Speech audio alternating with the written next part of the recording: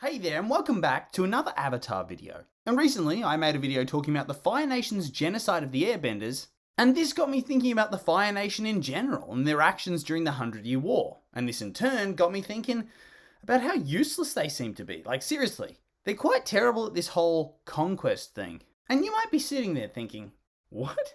They're clearly not that bad, as after all, they have a shit ton of feats across the entire war. They wipe out the air nomads, they take a bunch of the Earth Kingdom, including Ba Sing Se and Omashu, and they bring the Southern Water Tribe to its knees.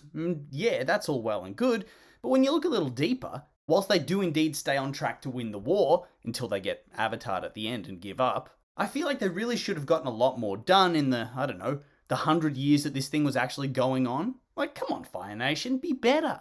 You know, it's not that I'm in support of the genocidal regime that Sozin and his descendants kicked off, but still, I'm just shaking my damn head. But yeah, let me explain.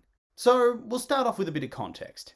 During the flashback sequences in The Last Airbender, we learned that after he ascended to the throne, Fire Lord Sozin started to hunger for a more powerful and militaristic Fire Nation. He wanted to expand his empire beyond its traditional borders and create a new order of things. And so he approached his best friend, Avatar Roku, about making his dream a reality.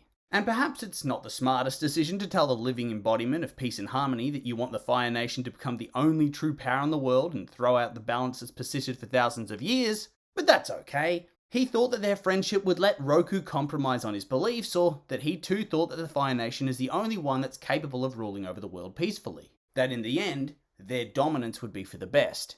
And obviously he was very wrong in that assumption, but it is what it is. It's not the worst blunder in the world. At least not compared to trying to colonize the Earth Kingdom and then almost getting executed immediately by the Avatar. I mean, that's pretty bad, but once again, he had his plans and he wanted to see them through. You can't really fault him thus far, even if dying pretty much would have destroyed his plans for world domination, as despite both these fellas being old men, according to the timeline, his son, Iroh and Ozai's dad, hadn't even been born yet somehow.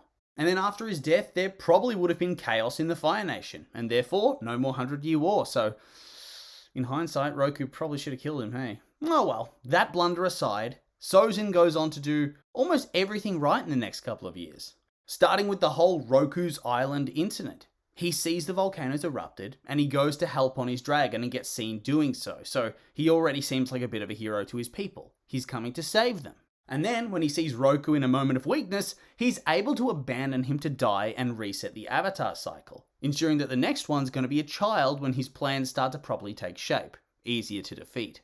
And then he doubles down on that by using the power of the comet to wipe out the majority of the air nomads to strike the Avatar down once again, and try to ensure that he'll once again have to respawn, this time in the water tribes. And what do you know, his son goes on to bring the Southern Water Tribe to its knees later on, wiping out villages and taking their benders away to leave them as a mostly non-bending society with no real cities or holdings at all and no way to fight back. These are all good optics for the war so far, and they're the things that the show wants you to focus on to make the Fire Nation seem like they're the scary, unstoppable bad guys. To make them seem like they can't be beaten, that the war's just unwinnable, that the Fire Nation capitalize at every single turn. But when you look a little closer, I do feel like the Fire Nation, whilst powerful, likely due to their industrial focus and progress compared to the other nations, don't really use their power to their own benefit very well at all. Like, let me explain. Up to the point of the genocide of the air nomads, I think they're doing a lot of things right. They've established some colonies on mainland Earth Kingdom land, the Avatar's dead, and so the new Avatar's a child who potentially doesn't even know who they are yet. After all, usually the Avatar's only told when they're 16. And so they hit the air nomads with Sozin Comet enhanced bending and they wipe them out. Some survive, but they're mostly dead and their culture's destroyed. And then they go on to hunt them to extinction over the next few years. And yet despite this, they leave these massive empty islands just sitting there, ripe for the taking. There's no need to push further into the Earth Kingdom just yet when you have these massive empty temples and what's likely a lot of fertile land, because even if they are a mountainous region, the air nomads were vegetarians. I doubt they could just import all their food. Do they even have money? So you'd have to assume that this is good land, or at least good enough land, so why not settle it? And best of all, they're all islands except for the Northern Air Temple, which is good, because the Fire Nation is, ironically, a naval power. But by the time of The Last Airbender, there isn't really that much of a presence there whatsoever. Maybe there's some small colonies off screen that we don't see, and I think there is a military base or something. But realistically, you'd think that this absolute free real estate is probably one of the better locations to go about with forging your new empire. But instead, it lays empty for a century. Even islands that are literally right on the doorstep of the Fire Nation. The Western Air Temple. But on top of this, aren't these islands just good staging points for invasions of the Earth Kingdom? You can strike them from literally all sides. And they're much closer to the water tribes. Plus, now the nomads are dead, it's harder for the other nations to even strike you back when you're hiding in these mountains, as a lot of the air nomad hotspots depend on being able to fly. And only the Fire Nation can seemingly do this with their technology. But nope, let's not do any of that. So realistically, I think that's probably the first real stupid move from the Fire Nation. Not taking adequate control of their conquered lands and making a bunch of air colonies, which could then be used as staging points for their continual invasion of the Earth Kingdom, which is a massive continent, so you want to attack it from all sides, surely. Next, the Fire Nation, for some reason, just outright assumes the Avatar survived the genocide. And I gotta wonder, how could they possibly know this? Isn't the whole point of Aang's backstory that he was told he was the Avatar before he was supposed to be? And thus, he ran away because ultimately, he wasn't ready. And this in turn saves his life from the upcoming attack, and then Sozin spends like the next decade trying to hunt him down, and thus probably wiping out the rest of the surviving nomads while he's at it. But once again, I can't help but think this is a bit of a tactical failure. Like, what was he thinking? I know he does end up being right. Aang is still out there. But what evidence could they possibly have that they didn't kill him? Like, seriously, considering they're firebending at these people, the majority of airbenders that die are going to become charcoal. And surely, even after that first 10 years or so, when the Avatar didn't come out of hiding, ready to lay the smackdown on the Fire Nation with their fully realised powers, it might have become a more reasonable assumption that maybe they had been killed after all, and had been reincarnated in the Water Tribes.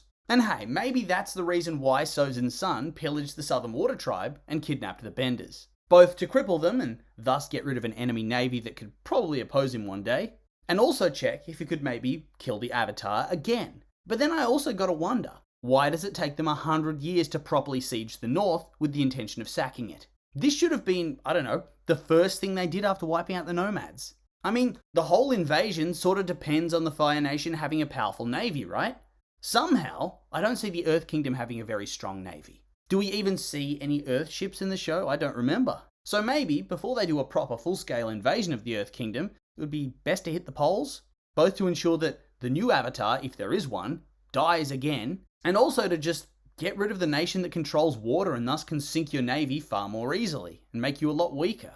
In canon, the South, which is weaker, gets pillaged pretty badly. So just do that again. I mean, we see in the time of Aang's return that the North almost gets defeated in just one attack on their capital. So even if the North was stronger back in the day, I still don't think they could have stood up against the Fire Nation if they kept coming back again and again. So eventually, if the Fire Nation never stops attacking and just keeps coming back like they did to the South, it will eventually cripple the North, probably permanently. And thus, it prevents the potential rise of a new Avatar, especially if you do what the Southern Raiders did and just keep stealing waterbenders over and over.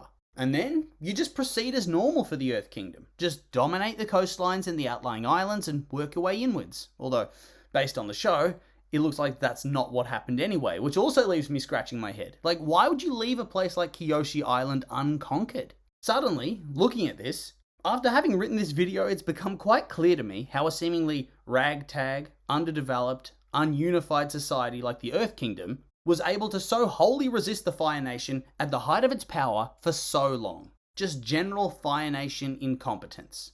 And hell, they might be evil people, but at least Ozai, Azula, and Zhao knew how to get things done. As soon as they come on the scene, oh look, the Northern Water Tribe almost fell. Only saved by the Avatar.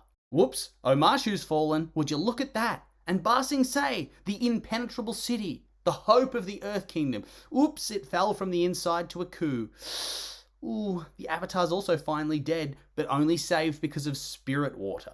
And the last hope, the Day of Black Sun invasion, was utterly defeated. And Sozin's comet was almost used again to lay waste to the Earth Kingdom, only saved by the Avatar. Seriously, that's a lot of feats for the Fire Nation, what, a year? What were the other Fire Lords even doing? Were they even trying?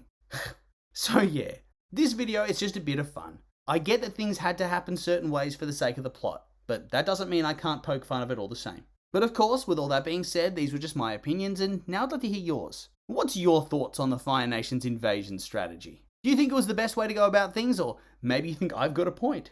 Were they hit with the stupid stick? I'm curious for your thoughts, so make sure to like, comment, and subscribe, and let me know.